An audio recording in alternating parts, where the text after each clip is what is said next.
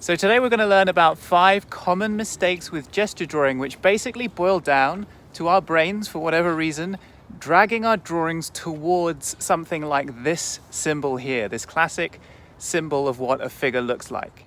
So the drawing on the left is my attempt at a gesture just a few years ago, where I made all the mistakes that we're going to be talking about now. My brain back then was getting pulled away from the dynamism and energy of the figure towards that boring symbol. And on the right is how I'm drawing now, because I've worked on overcoming these 5 mistakes that we're going to be looking at. So hi, my name's Kenzo, and this is Love Life Drawing. So the first thing is the parallel edges. The torso has parallel sides, the limbs have parallel sides. It's a classic issue in beginner gesture drawings. So you can see in her pose, her torso comes in at the waist, at the bottom of the rib cage, and then bounces out wide around the hips. And I very often see beginner and intermediate level artists lose the variation in the widths going down the figure. So where it narrows down and widens out, that is reducing the way that the forearms taper off. So here are some examples of my own drawings when I was learning just a few years ago. You can see I really made figures, even in dynamic poses, have quite parallel sides. So we need to not just avoid that, but go further the other way. So we don't necessarily want to aim for just accuracy. That's really hard and puts a lot of pressure on us. Instead, you can exaggerate how the forms taper off and widen. So something more like this. Don Gale, an artist whose gesture drawings I like a lot, exaggerates this characteristic of figures, and I think it really works well. So next time you do your gesture drawings, look for how the forms taper off or curve outwards and exaggerate the interesting characteristics there. The second thing is it's basically just an outline of a figure. Being outline focused is another common issue with gesture drawing. So when you're starting out, most people do kind of contour drawing. You're trying to match what you see on paper with a focus on the outlines of everything. So you can see that I was doing that in my old drawings from just a few years ago. I told you I've made every mistake we're talking about. As you get better at drawing what you're seeing, you can start to move beyond that. So you can find the flowing curves that run through the forms. You can find cross-contour lines that wrap around the forms. And you can also look for curves that run across the figure. So for example, the bottom of the chest or through the bony bits of the pelvis, the aces points. So one note I wanted to make before we get to the next mistake, although these aren't really mistakes, they're just normal parts of the learning process. But anyway, gesture is a fundamental skill in figure drawing, but that doesn't necessarily mean it's a beginner skill.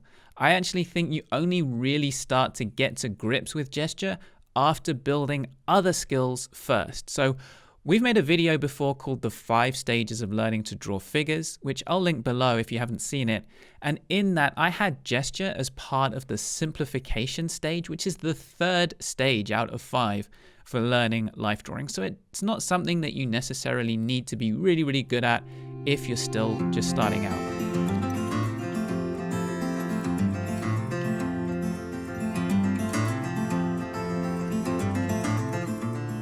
Okay, so the last 3 things relate to the pose. It's very straight, and you guys hear me talking about straightening poses all the time, but we're going to go more in depth on it now and split it up into 3 separate issues. So the first one is the angle across the shoulders, angle across the rib cage, angle across the pelvis. They're all the same angles, all horizontal. And for whatever reason, our brains always want us to make those angles the same when we're drawing figures. So here's what I mean. So in this pose, the angle across the shoulders is quite different to the angle across the rib cage, which is quite different to the angle across the pelvis.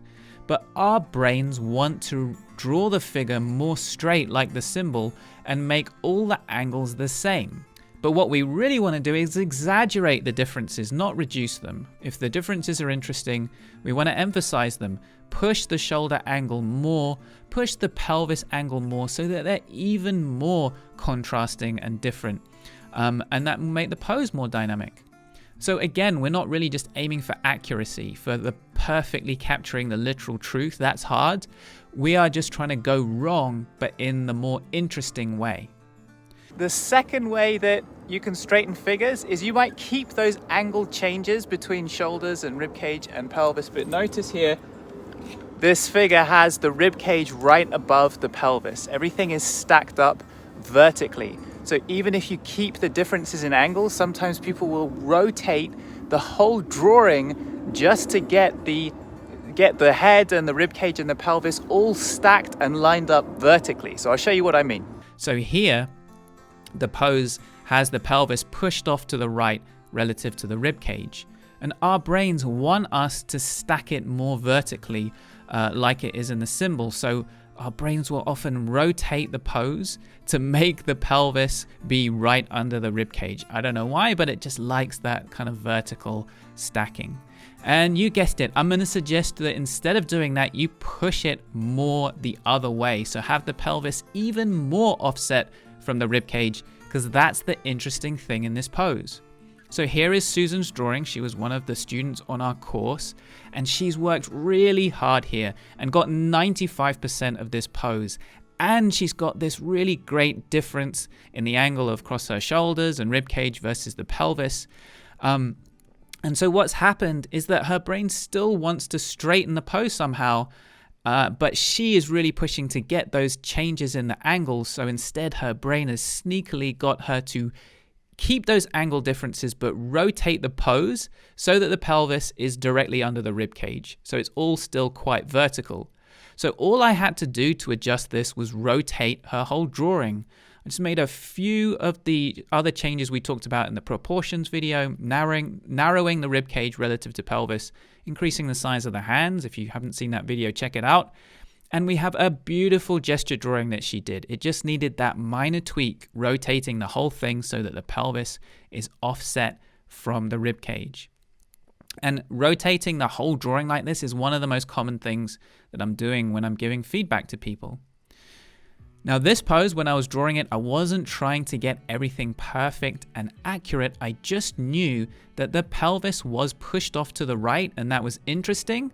So I wanted to push it off to the right too. And the only real question was, how far can I push it before it becomes weird and distracting? The last thing is the center line down the middle of this figure. It's right in the middle. The figure is not rotated to our eyes. We're looking straight on at it. There's as much on the left side as there is on the right side. And for whatever reason, when we're drawing figures, we want our poses to be like that, even though it's more interesting when they are a bit more rotated to our eyes. So here's what I mean. On this pose, the figure is a bit rotated relative to our eyes. We can see more on this side than on this side. But our brains want to draw it like it's not rotated to our eyes. So it's going to expand that far side, the narrow side, as if we're looking at it straight on. So this time, I'm actually not going to suggest that you have to exaggerate things and make the far side even narrower than it is. Just try not to expand it. Just try to get it roughly as narrow as it is. So here's a drawing by Cheryl, a really skilled artist who already can paint landscapes beautifully. She was already pretty good at drawing figures and wanted to get better at gestural drawing and quicker drawings in particular. And as she learned with us on our course, she became really good at simplifying and capturing poses quickly, but she kept expanding that far side. So if the pose was rotated, she'd undo that without realizing. So see what happens when I just reduce back that far side, make it narrower. Now it's closer to the pose was, but also it's more interesting. So if that far side is just a sliver, a narrow bit of shape, capture it that way. Keep it as narrow as it really is. The viewer's eye is going to pick up on it. They're not going to miss it, even though it's tiny and narrow. And it's going to add a lot of dimension and form being that narrow. And so she fixed this issue in her drawings. She's progressed massively towards her goal of fantastic gesture drawings. You know, guys, gesture is confusing for a while, but you are going to get there. Try to move away from this symbol. You don't have to be accurate, but just try to go wrong in the more interesting way. We have a really useful newsletter. When you sign up to it, you get our free guide, Life Drawing Success, and you find out when we do our free live sessions. So check those out, sign up, link is below. There should be more videos on the screen. Check one of them out, and I'll see you over there.